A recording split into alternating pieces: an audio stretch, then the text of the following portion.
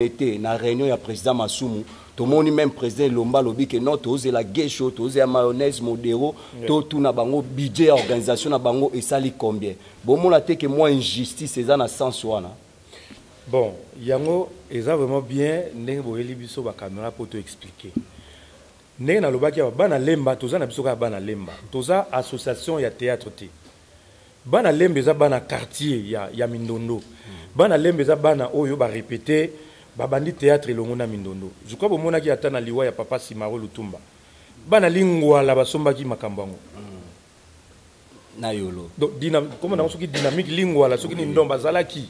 C'est dit mutu nyonso azaka na base na esika abandela masolo na ye et il faut soki likama ekoi bon il faut bango pe batelema. Biso nous n'avons rien à voir na organisation ya ANTPC. Ça dit ndenge Mindondo azali c'est une comédienne nationale. Et deux naye eza national. Alors, mutu o yazako organiser, structure yazako organiser les obsèques nationales. Ya Mindondo ezali ANTPC. Je crois que tourni ata mutu moko question moi na lemba moko a question soko tourni bango soki bango ni bazako organiser matanga ya Mindondo bakoyebisa yo eza bango te. Ezali ANTPC. Ça dit biso toza ko sala organisation na ndenge na biso. Ça dit eza une disposition particulière. Contrairement à la disposition générale nationale au ANTP Sazarosala. Awakening Africa Magazine et Transformer Days organisent le Salon d'affaires africain, la plus grande réunion d'affaires africaine à Dallas. L'événement réunira des entreprises publiques et privées, des investisseurs, des dirigeants politiques africains et américains et des entrepreneurs.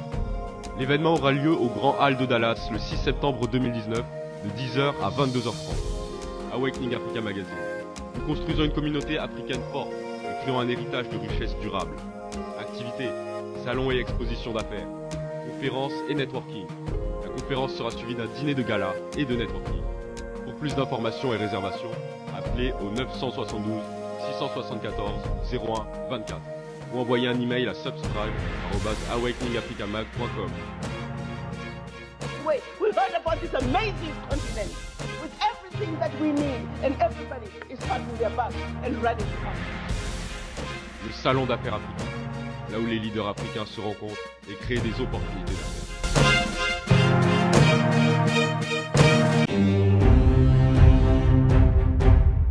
Chers parents du quartier Lembassi Père, Salongo, Rigini, Campus, papa, maman, groupe scolaire Malaika, Yangonde Likambo. Malaika est aussi Yabise Tosa Kaka. Éducation 100% sûre.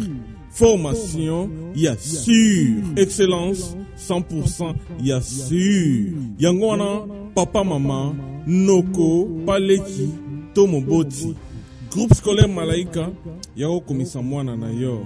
Maternelle, primaire, secondaire, tozana ba option nyoso.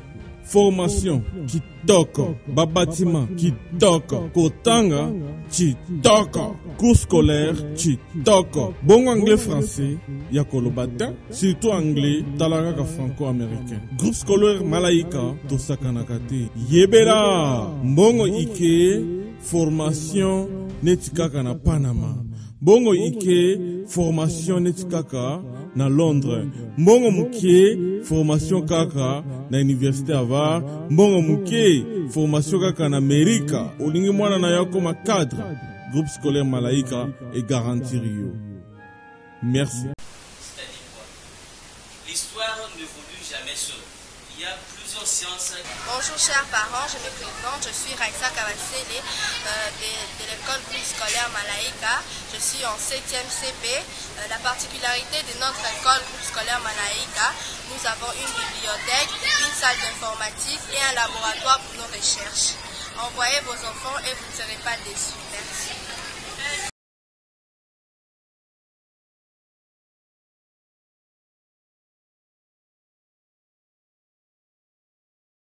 La coiffe ikote papa na Kerwan éternel kenaya Kanda taba ikote sensi nganda taba fenenene nganda taba chez Hugues la coiffe ikote papa na Kerwan éternel kenaya Au 174 avenue Aristide Briand, 93 320, les pavillons sous bois. À la petite porte à gauche, association Hugues Icoté.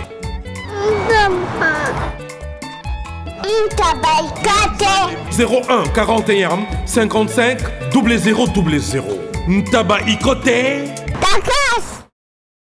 Descartes Construction et yeah! Fini l'inquiétude pour la réalisation de vos constructions de rêves en RDC au prix imbattable. Grâce à votre entreprise installée en RDC uniquement pour vous, spécialisée en construction, réfection, bâtiments, immeubles, vente de terrains, travaux publics, avec les ingénieurs architectes qualifiés au prix incroyable. Descartes Construction est aussi spécialisée en luminosité des bâtiments et éclairage public, installation des systèmes d'alerte, intrusion pour des maisons et véhicules et tout d'autres services. Nous acceptons aussi les paiements par tranche au prix incroyable. Pas d'hésitation avec Descartes Construction. Vous ne serez jamais déçus. Pour tout contact, notre email est descartesconstruction@gmail.com. Notre numéro de contact, plus 447 93 92 82 813 et appelez-nous pour Kinshasa, plus 243 89 91 56 86 2. Descartes Construction, à Tozana Mbongo Moké, opération Tongana RDC. L'agence d'export et d'import, Michel Atlantic Shipping. Et yeah, Banaya Canada, Banaya USA, Bomitongi Sali Sousouté. Pour tous vos achats et ventes de voitures, pièces de rechange et les accessoires possibles. Na koti na ba koli na bino na Kinshasa, Bomitongi sa penzate. Please, bakoya koza koli tinanda. Pour tout contact, Benga Michel Lukadi. Plus 1 508 371 60 43 USA na Canada. Pour la Kinshasa, benga na plus 243 89 551 30 38. Michelo Atlantic Shipping. Yaboye. Bazuwapi.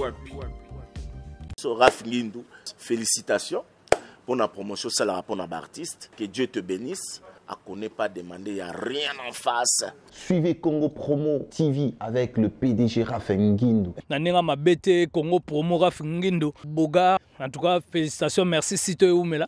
Raf Ngindou, le présentateur de la force créative Congo Promo. Boroto, c'est la force militaire de Congo Promo. Et faites comme moi, allez voir Congo Promo, tv5.com. Donc au nom de Jésus-Christ, nous bénissons le Congo Promo. Avec Raf Ngindou, Congo Promo ne tombera jamais. Nicolo Congo Promo ndé. Ouais, Balobi Raf Ngindou. Congo Promo toujours, grande puissance. Come on. Congo Promo qui torcos net in a film. Congo Promo babunda na nango. Raf Ngindou. Congo Promo. What a plus, what a boss là. J'avais entendu et j'ai vu. Félicitations à Congo Promo TV. Internautes, vous qui nous captez de partout dans le monde, à travers cette très belle émission Face à la presse, une émission conçue par l'Association de presse en ligne du Congo, APELCO en sigle. Je crois que vous le savez bien, l'actualité est dominée par la mort de l'artiste et comédienne Solange Mindondo. À cet effet, aujourd'hui, nous avons prévu faire cette émission avec le comité d'organisation de Banalemba, avec leur slogan Nalemba Mosenzi Azate. Nous avons comme invité président Roch Bokabela Bodo, Makalunga, président Gesho, Mama Milo, président Mayonnaise, président Kato. Ils sont tellement nombreux que vous voyez derrière moi. Et quant à moi, je sais déjà ma place ou mon micro ou la parole aux invités pour faire leur exposé. Et après, je vais donner la parole à la presse pour tant de questions par rapport à l'événement du jour. Président Sali. Salut. Président Roch, je crois que c'est pour la toute première fois que Toyambabino na émission au Face à la presse, et émissions conçues par l'Association des presses en ligne du Congo, APELCO en sigle. toyambi bino par rapport à l'actualité du jour Oezali la mort et artiste et comédienne Solange Mindondo moko ya bapilé na théâtre moko ya ba icône na théâtre avant que ba journaliste ba poser ba question totikel bino esika bo ça l'exposer bo se présenter bana lemba boza banani par rapport à organisation ya obsèque ya matanga ya mama Mindondo.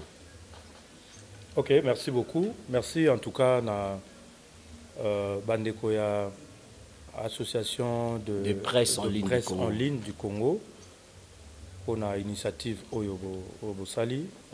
Pour Nabiso, c'est une occasion, tout le monde moi zone d'ombre pour comme bana lemba honnêtement ko bangisa trop. Yango to lingaki to longo la équivoque wana. Merci beaucoup pour ça.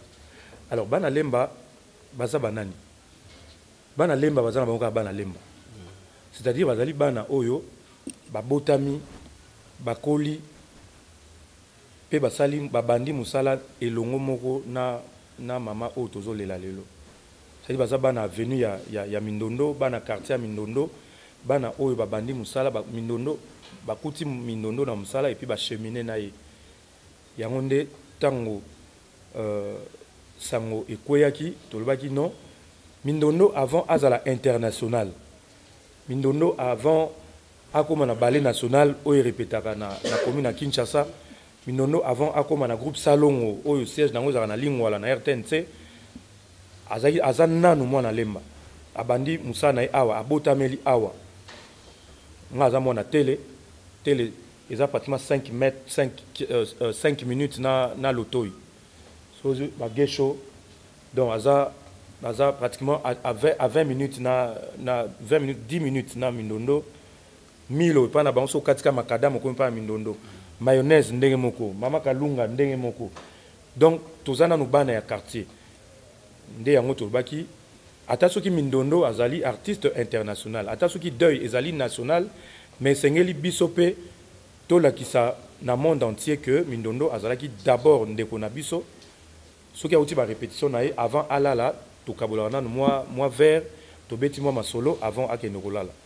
Yango tolbaki to sangana to lakisa bolingo na biso to lakisa bomoko na biso po to lelandeko na biso po mukilipe et sentir que non Mindondo elle n'est pas tombée du ciel mais azaki pe kovanda na quartier moko ando vanda pe na commune moko na commune wana azaki pe na ba artiste yango ndo moni organisation na biso ya bana lemba. Voilà. Merci beaucoup. C'était là le président Roch Bokabela Bodo. Président, une autre question est quelle différence il y a-t-il entre organisation Abino Abana Lemba na organisation ANTPC? Parce que tout le monde qui na ebembe ya papa na biso mungeri banjilo tope bana changu basenga pe basala ba organisation na bango d'une manière ya ko rendre hommage et pas ya papa mungeri étant natif ya changu. Mais je crois l'un d'entre vous par exemple Yomoko faire partie na comité à ANTPC Toebisu papa Modero faire partie kuna je crois bazala qui mal compris.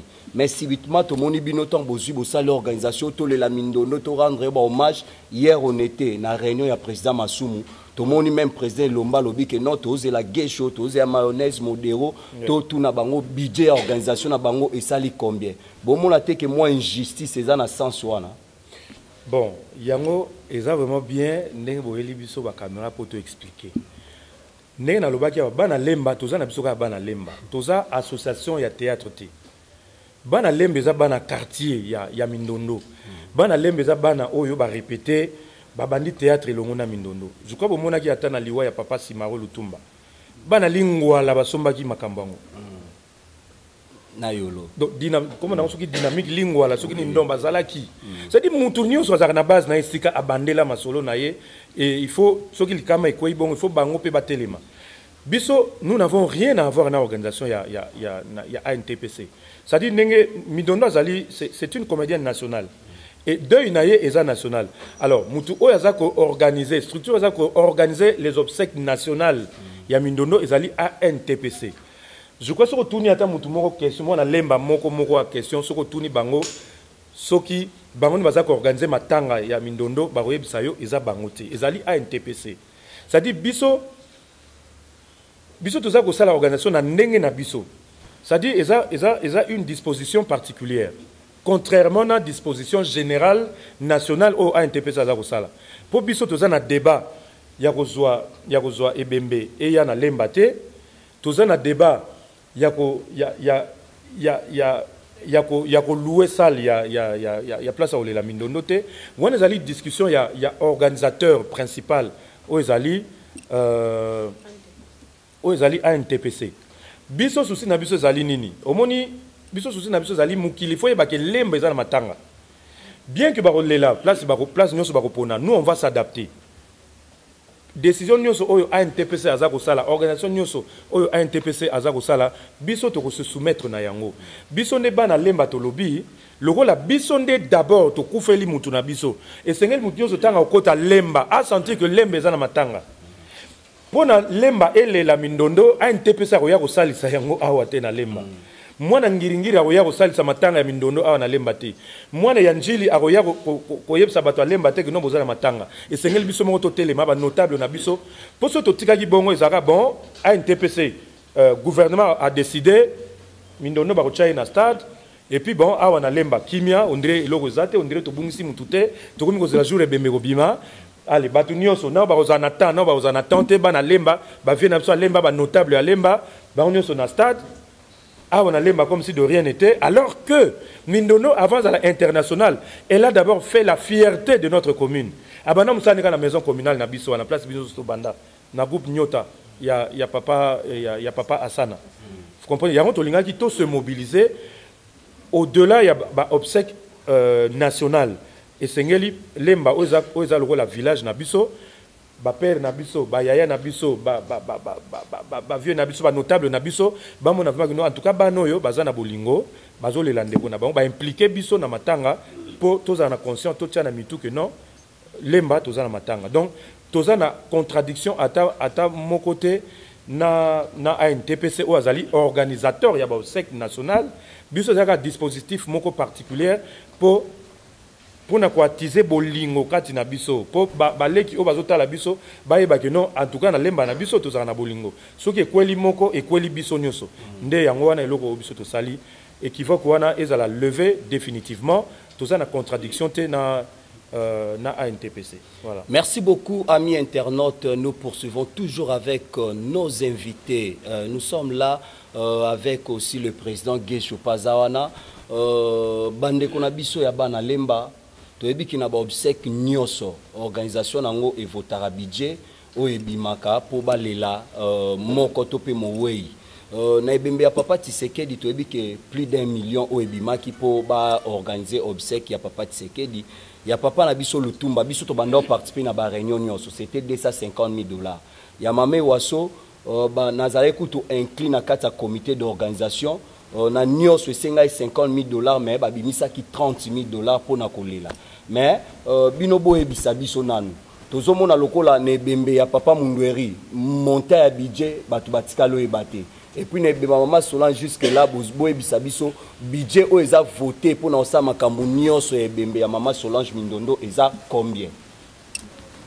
Merci moi pour la parole. Je pense que organisation matanga comme le président Bodla signifié ils a ANTPC ils a organisé matanga. La question sera mieux de poser à la NTPC, mais biso de rendre hommage à Mindondo. Le président Bodo aussi fait partie de la NTPC, comité Nakati. Aujourd'hui, je pense bien que le président est venu parler rien que de l'organisation de l'EMBA. Donc je veux qu'il puisse y avoir une nuance là-dessus. Donc biso awa l'EMBA, tout ça il peut budget na biso.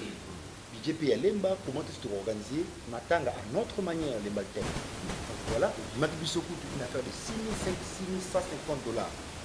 Et jusque là, pendant que si budget n'a pas été parce que l'ultime pour mon corps de bima, va sentir que l'EMBA a rendu un hommage digne.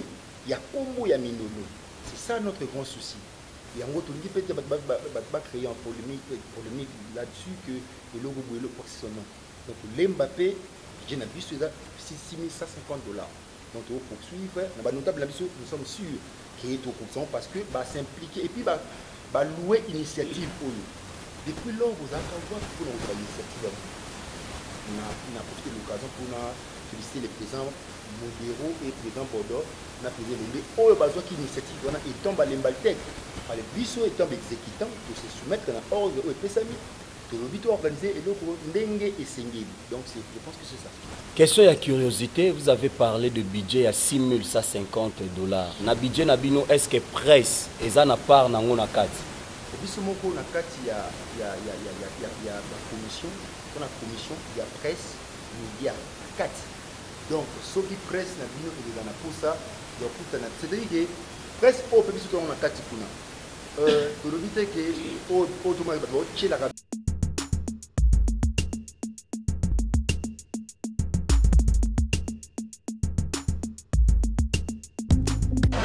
Viens à l'oubli, oza mwana nchangu mwana njili oyebi yango bien que JB service eza agence ya mwana njili mwana nchangu mais ozo sazade otinaka ba koli na ba chance moko boye banotina koli mona 2004 ti lelo na 2019 koli yango ya te oyebi ke eza la même passe agence eza moko on a déjà mon njili na Saint-Thérèse JB service ngamo na confirmer ngo po tini diko li 10 ans c'est commis et puis les autres les commenter mbala moko papa ni za kuleleseo donc c'est aussi une magasin JB service et ça kaka on est ça c'était mais ça ce soir uzanga kuibe jadi wewe mbimba JB service soko kena Brazzaville eza na kati ya Brazza bona batu bakamata biloko na bango na Brazzaville précisément eza à côté ya aéroport ya Maya terrain moko eza wana ya football modité maman dit ayenzila moko na biloko maman dit oui na yenzila mona biloko tokoma elobi toza a pona vino tosa musala pona vino anja mundelité mutu muindo azali congolais lokula yo na ngai azali mutu mwindu me makila mundele José Bayila yango moni JB service mikolo ibatu bazoluba keleka papa Foiseleo umida Hugues la coiffe Ikote. Et enfin je suis arrivé salon Hugues la coiffe Ikote. Non seulement c'est un salon de coiffure, mais aussi une machine de transformation des hommes et femmes. Regardez-moi comment je suis. Vilain. Mais attendez, 2 minutes. Bogart. Vous allez voir.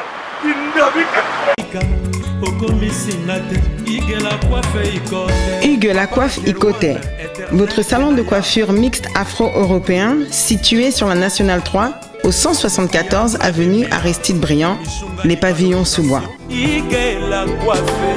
Pour plus de précisions, veuillez nous contacter au 01 41 55 00 00 ou encore sur notre site hugueslacoiffeikote.com.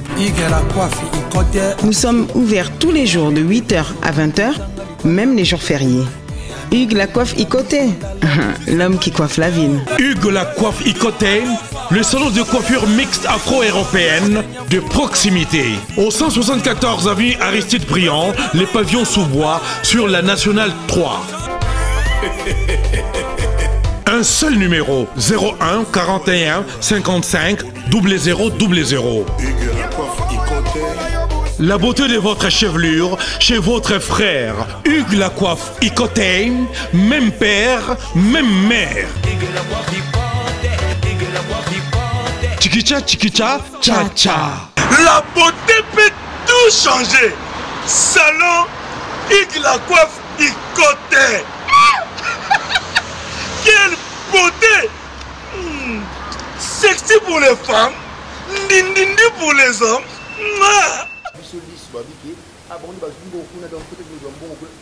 biso tolingi na presse acomprendre te parce que na kata lemba tona ba journaliste internet ebele balobi bango moko bazwi nano charge wana parce que tolingi tosala makambo nyonso tout omona budget kolesi kolosala eza lokola tozosala cotisation tocollecte bafonds mpona tozwa bambongo comprendre c'est-à-dire oyo tozorendre eza bahommage c'est-à-dire ezali contribution ya baartiste mpona korendre hommage na ndeko na bango.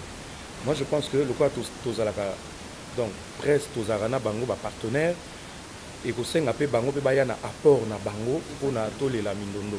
Mais s'il faut s'exprimer en termes de budget, c'est-à-dire osenga to revoir sur budget wana mpo ndenge eza wana il faut acteur moko mpe soka nango azwa caché na ye. Or biso tozo réfléchir en termes ya nino ate budget wana ezali eza nini, c'est-à-dire ba location ya Il y a un podium, pour tout l'ingit, tout podium, et ça a tellement 3 jours. L'artiste va les caca, ça va spectacle. Il faut tout louer, vidéoprojecteur, tout son tissu, pour tout projecter le film, sonorisation, banderole, les mataches comme le monde déjà banderole. Budget, ouais, budget, ils ont budget dépenses, ils ont budget pour nous cacher tout ça, spectacle, tout foot à marathé. Donc ceux qui pressent. Bazape balingba rolela na biso bango pe il faut ba la biso contribution na bango pona bo la biso bolingo oyo bozaka nango et pas na biso parce que biso lelo soki mutuma après ça kufi tokoya ko lela na bino sans pour autant to luka bon soki toye mama kalunga ye na matanga presse bon na retour na il faut que c'est mon carburant bien bon ani non ils a bon outil donc et c'est nga après on a bino parce que to ça lango bénévolement pour na rolela ndo na biso. Merci beaucoup. On a paraphrasé tant que de la budget à presse. Par exemple, Nebembe Amami Wasso, jour et a sorti accord. Bataki 2 bis pour permettre bande koka et à presse bakoma basa la reportage na bango. Jour pay enterrement batela bango 2 bis et même bango tina nécropole tibazonga. Yango na tout na terme wana. Nous n'avons d'autorisation à recevoir de personnes qui n'est par contre qu'on informer. Donc, ils ont logique. Même dans un village, quand vous perdez un de vôtres, vous qui êtes un chef du village, papa, est-ce que tu es là, le roi de Koufeli? On n'a pas de permission à demander. D'autant plus que tout ça pour enfreindre l'organisation générale, il y a des obsèques aux Ali, piloté dans ANPTC en symbiose dans le groupe Salon. La preuve, Miloulou Nabiso Nyos Oyoyo et Kosuka avant lever l'accord. Ce qui lever l'accord est Sili, Bissonioso, Tukei, place corps et Kozala. Et ce n'est qu'après, je crois que nous avons un programme spécial, je crois que ça va être une semaine après. Bon, ça dépend, il y a jour Baokunda. Ce qui n'est pas mercredi par exemple, le prochain week-end, pour ça la soirée, il y a hommage solennel à Migondo et aux Alama Centre culturel de Lemba. Donc c'est un peu ça. Donc on n'a pas besoin d'autorisation, mais on a peut-être l'obligation d'informer, mais pas de demander la permission.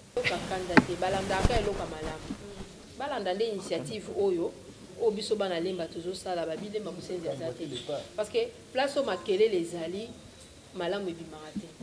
Place au discordance les alliés, malam et bimarate. Biso to sala ke fort. Toyo kana to sangana to zali boki moko. Donc bana ya ba commune mususu, bana te ba artiste ba commune mususu. Boya bon un exemple. Ceux qui bo moni ke boko kite ba technicien baza a ou inviter bango ba ye ba laxi bino. Ndenge nini biso to sali po ezala bongo. To ka sonité. To za biso no so ba artiste, comédien, mais biso to biso to zali bana ya lemba. Donc bayoka bango pas cité biso to zo marteler kaka lemba po to linga lemba to za bana ya lemba makila lemba ya tongo. To bandi théâtre na lemba ti to comme oui maman artiste ne so ba moni ki organisation ko za malamu makasi ba sombi forme ebele pona nini ko ba moni ki na kati esprit na bango ba ko na lemba donc tout ça là la na commune mususu mais yete yem dala la makasi ale ko mana eza lemba pourquoi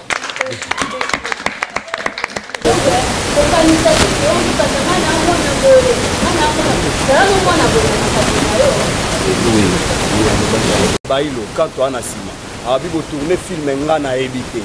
Critère nini obo sélectionner qui faut ba tourner na film wana. Faut bailo aller là qui.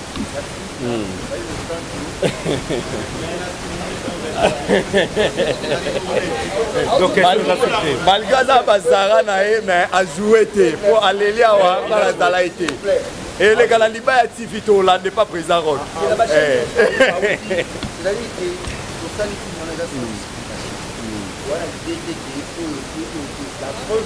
Montana joué. Vous verrez aussi, moi je ne sais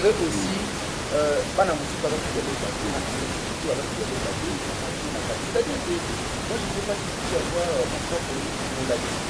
Donc, depuis tant que vous êtes passé, les programmes de la société, il faut prendre un peu de c'est un problème. Vous avez des lots pour on a vu ça. Moi, je ne vais même pas tourner. Mais c'est quelque chose qu'on a dit, mais c'est un peu moins, il va être moins comme ça.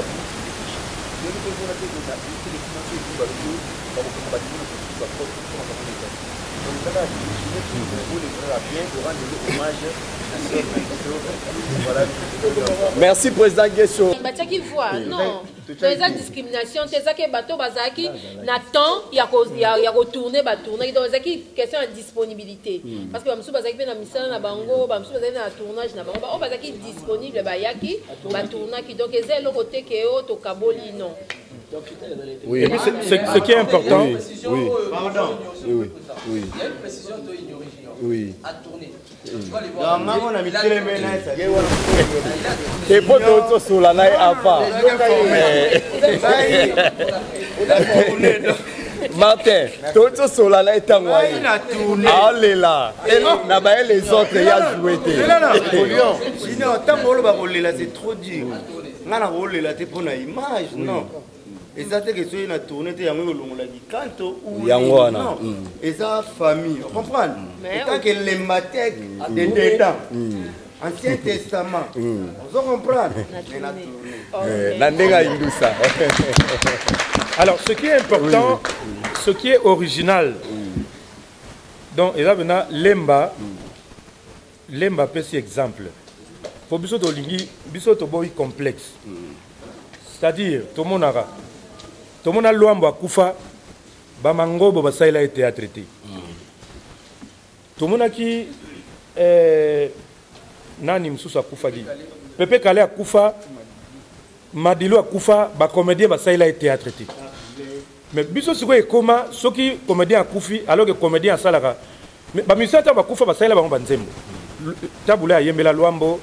Musicien ba yembela taboulay, ba yembela Madilou, ba yembela ba musicien parce que ce sont des musiciens. Sans souci to yembela parce que sans souci quelque part à qui peut musicien. Mais biso ce comment le rôle complexe. Ceux qui collègues na bino a Koufi, au lieu de rendre hommage na Moussa na bino pour y faire au sala et qu'on boke kota studio. Bon négliger Moussa na bino. Et comme ça to lobby non, Mindondo azaki danseuse, azaki comédienne.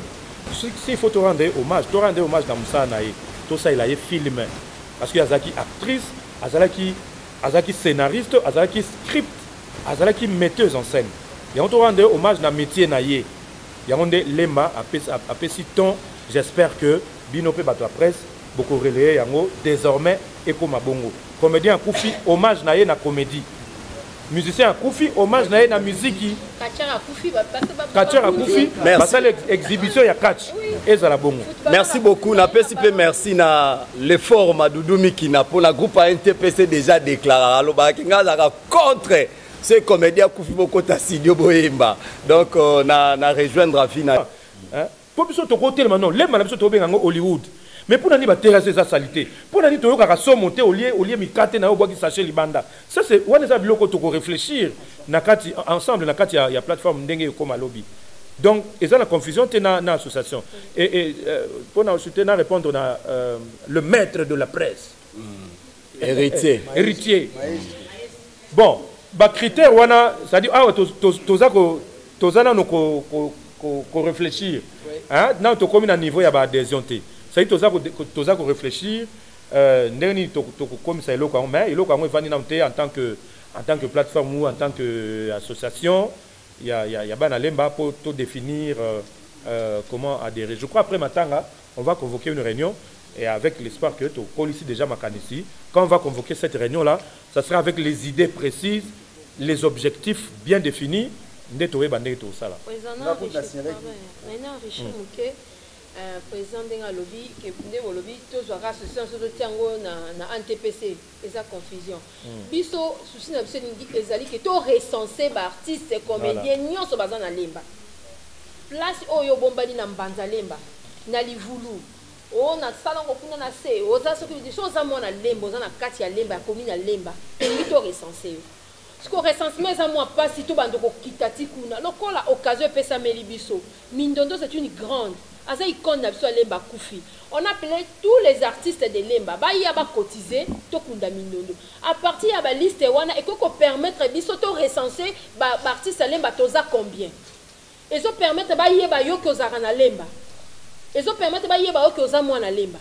Donc, quand nazo benga ba artiste ya lemba boya bo cotiser. Comment on est na liste? Premièrement, tu utiliser nos listes wana. On saura que bana lemba bango yo nde ba cotiser pour na muninga na bango. Et peut-être ça se comprend. Donc yango wana biso to za pour ça to yeba to za combien. NTPC koko pitalelo na lemba. Ba ko tala ba artiste lemba. To bando benga na moko eza pasi. Mais ceux qui déjà to za na liste na biso. To yebi déjà to za na organisation na biso to za na facilité ya ko benga na pe ko kutana. To za na facilité ko pesa ba information que NTPC za na réunion, ba artiste ba za na problème boye ni to za na ngo na facilité le quoi botia dia ba réseaux sociaux. Tozana groupe na biso ya bana lemba artiste lemba mutunyo sozana kati rozala informer ko batini balela nga na information te na nyango bosaki na réunion bobetaki match bosaki marche de santé na zaki informer te occasion et pesa meli artiste nyoso tout ya lemba pour akota na kati ya ben akota na kati ya ligne akota na kati ya marche na biso yaka kokotiser kombo na yo ekota na liste to yeba yo ke oza mwana lemba parce que il y a toujours un début. Babandava na 1 apo bokomi na 2. Donc yango yakato bandana yo elongo mwana ya lemba. Merci président. Merci beaucoup. Je crois tokomi na suka na tiki place na bandeko ya comité d'organisation à lemba. Bapesa biso quand est-ce que corps ya mama Mindonde ko bima programme na bango lemba et puis bapesa biso programme officiel parce que lobby tozaye na NTPC ba pied programme ya mardi mercredi. Mais na butu wana kaka on a eu à parler avec Yasele Massasi bien azala na famille zo sa moins modification mukie donc bango lokwa baza mieux placé ba lembaltek ba pesa biso au juste nzoto amowe ko bima mokolo nini pe ko zala exposer wapi avant to koma na place wana donc je présente ba ko sa précision na kasi na signifie na signifie ka bana lemba nyoso ba auto ba chaka cotisation na bango pe ya mami Lona Suzy Bantu sur le cotisation et signifie combat groupe na yo groupe na yo na numéro de téléphone, c'est-à-dire après tout ça on pourra répertorier ba groupe nion surtout que ba comment est-ce que tu évoluer. Et puis j'insiste parce que j'ai reçu des appels un peu de partout. Il y a battu sur ba contribuer dans profiter na nzela ya presse mutunir oza ya lemba qui on doit soutenir organisation ya lemba ce que plaire yo ndo mo mutsi ya organiser na biso tu peux pas nous soutenir. C'est pas si grave parce que tu as pour ça et le Gouana et les organisations et les cas bien et réussi. Un numéro ni. Donc et puis bisous transparence moi ça on a invité na mon transparence à beaucoup d'organisation.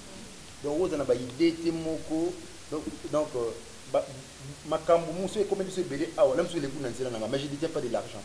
Mais on a na mami ndo ba benga kuna ba tester autant ba parce que transparence mo présent na bisous au à Bordeaux makambo appui ça na tachaka pe le bobo.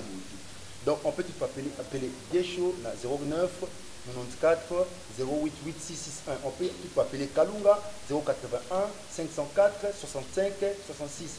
Bon, on peut appeler Milo Azawana Milo 081 900. Votre va préfixe hein. Votre va préfixe. Donc plus 240. La petite précision plus 243 994 088 661. Wana Gesho la PC Kalunga plus 243 081 504 65 66. Il y a mis le plus de 243. 81 954. Donc, il y a Modero, il y a 0. Il y a Modero, il y a 0994 87 809 nassou. Il y a Mané des alliés plus 243 89 51 53 794. Et puis biso ko hésiter té. Soko bengi mutu nyonso surtout ko aza awa. Et koko mais la biso et puis vers la fin, on va remercier tout ce monde là. Biso ça pena émission spéciale pour remercier batu ko accompagner biso tout au long de l'organisation ya Matanga. Voilà, je programme officiel pour programme. Ouais, merci beaucoup. Bon, en tout cas jusque lobby programme ils allaient que il fallait tout nous accord le mardi pour tout kundango mercredi. Compte tenu il y a difficulté, il y a disponibilité, il y a stade des martyrs pour match Morizana dimanche selon règlement il y a CAF. Il faut stade à dégager 48 heures avant.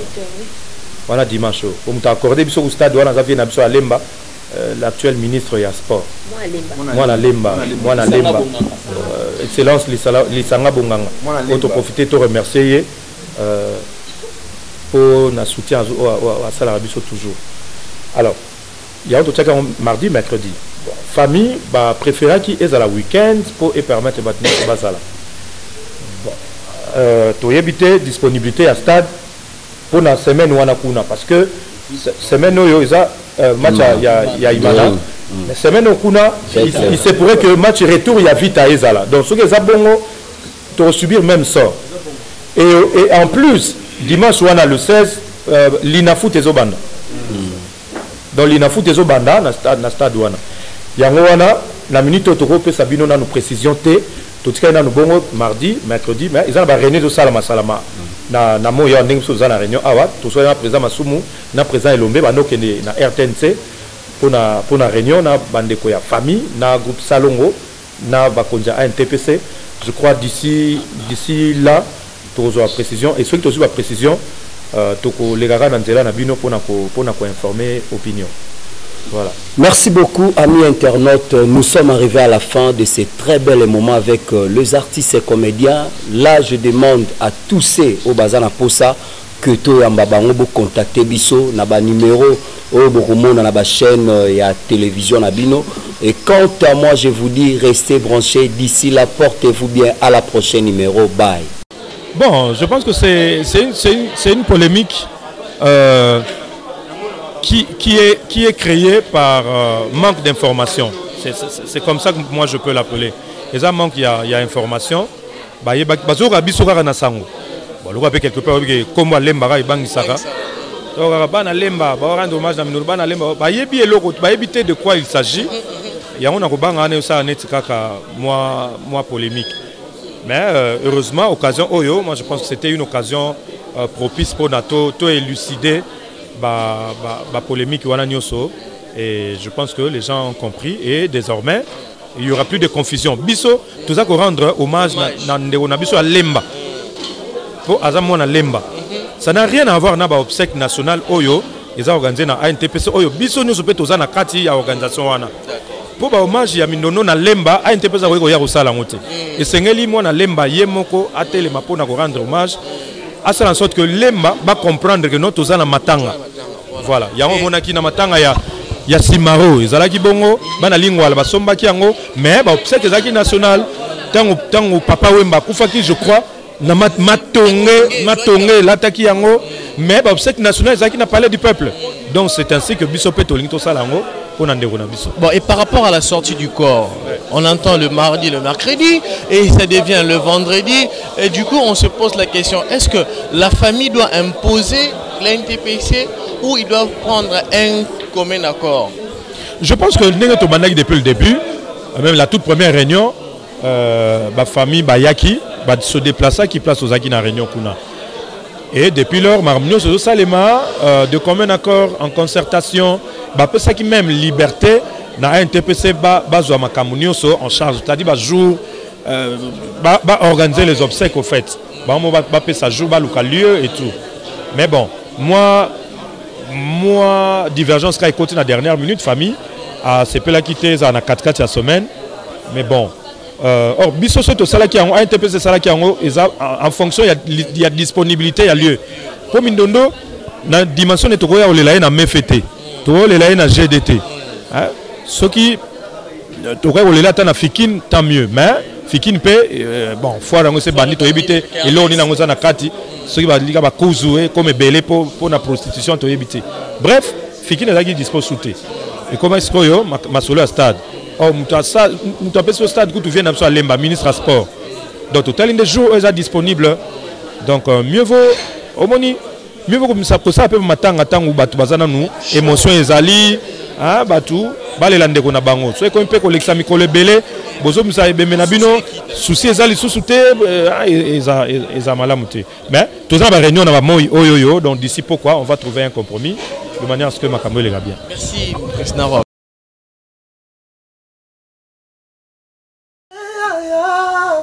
Bongo te Willie, bongo te tokaye, ma jolie na lelie, ah Willia etoka nasengi pardon kosala bongo te bana Congo bandeko na ngai tout.